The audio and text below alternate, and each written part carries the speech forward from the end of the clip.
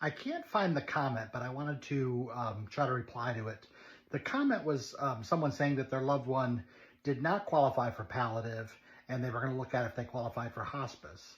And I wanted to try to explain, maybe to help others understand the difference. And I found this really good infographic about what palliative and hospice is.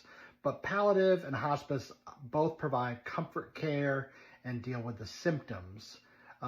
Palliative may or may not pursue curative aspects of the disease, where hospice, you're just focusing on comfort care and not focusing on trying to cure anything. In hospice care with something like dementia is a terminal illness. You're not going to probably do like cancer scans to make sure a cancer you had years ago is gone.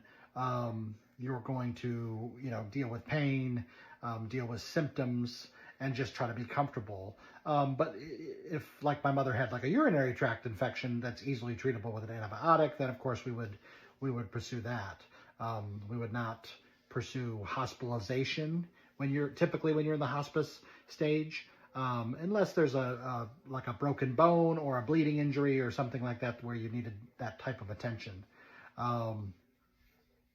So for that person who was asking about palliative care, chances are if you did not qualify for palliative care, you're not going to qualify for hospice care. For us, it was kind of explained to us that palliative is the step before hospice.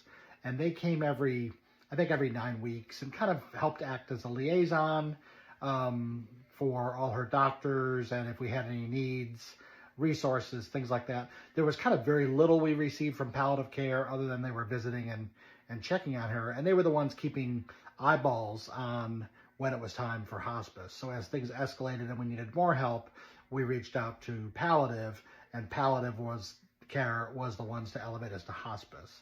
And for us, both palliative and hospice are done by the county that we live in. Another common question, once my mother went on hospice, is people automatically assume that means she's in a facility. There are hospice houses, but you don't have to be. She's on hospice care at home. She's visited by a nurse once a week and a social worker every other week. There is a hospice facility available to us. I think if we needed it for respite, you can get up to 5 days in there, or if you were at the very end and needed the additional support of going in there. Otherwise, that's not necessarily included by Medicare. I think the cost for being in the facility is like $400 a day. So we, by our choice, we've kept mom at home, and hospice is providing care here. And they're able to provide things like diapers and pads and extra durable medical equipment that we did not have. At this stage, they're able to provide that to us. Hope that helps some folks understand better.